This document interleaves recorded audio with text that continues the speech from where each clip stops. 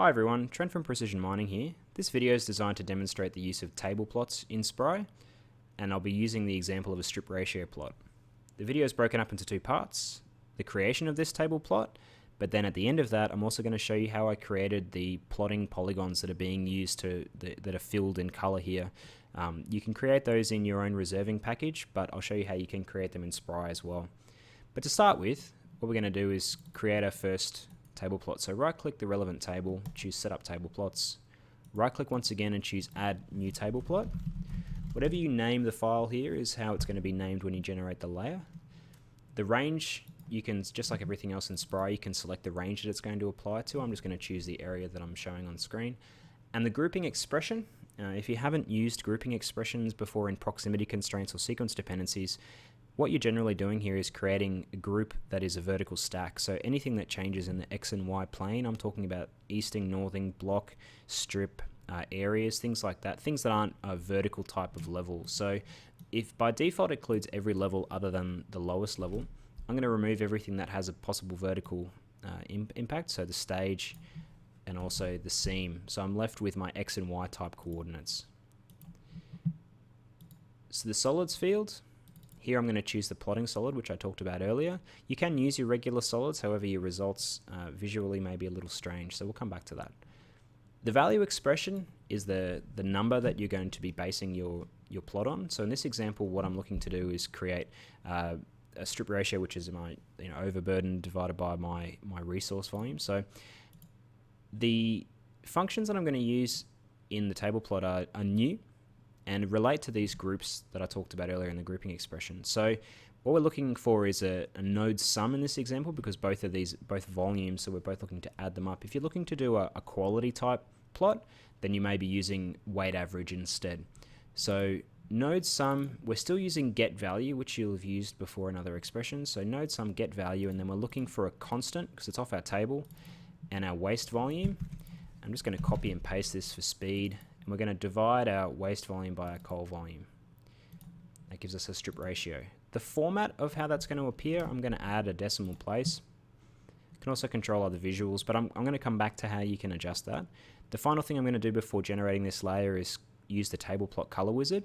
If you don't add any colors to your plot, you'll end up with a white table plot, which sometimes can be useful, but in this example we want to see the difference visually between the different strip ratios. So I'm going to start at something green, so the lower is green, the highest is red. I'm going to go up to about 10, and I'm going to go in increments of half.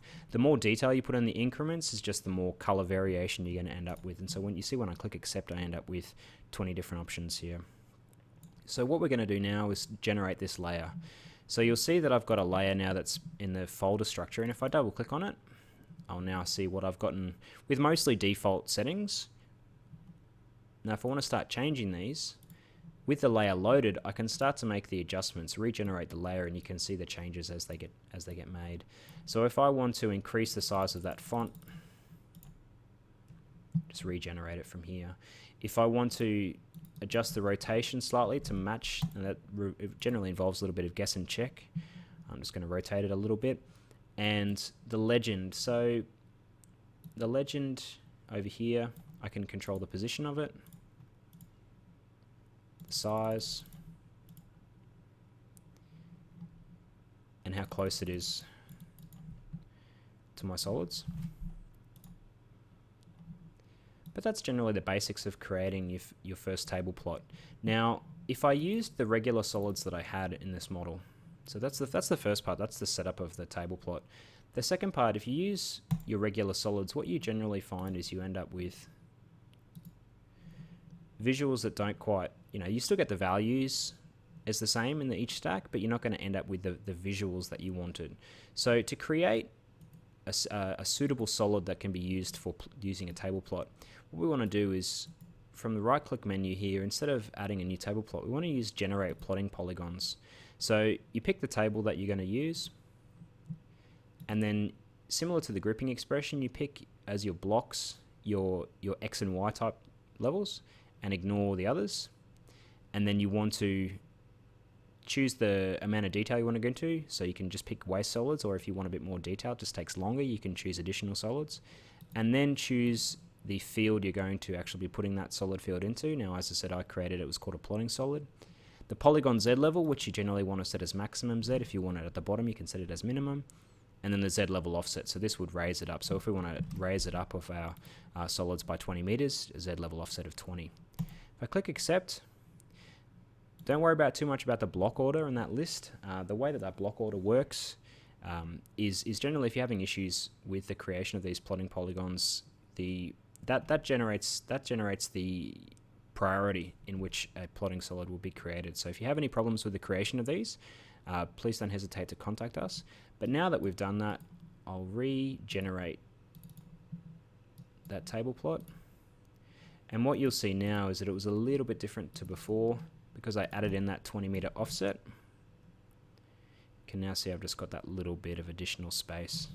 Now each of these shapes can also be deleted or color adjusted as well. So if you have something that you need to make stand out, you can manually make adjustments to these as well.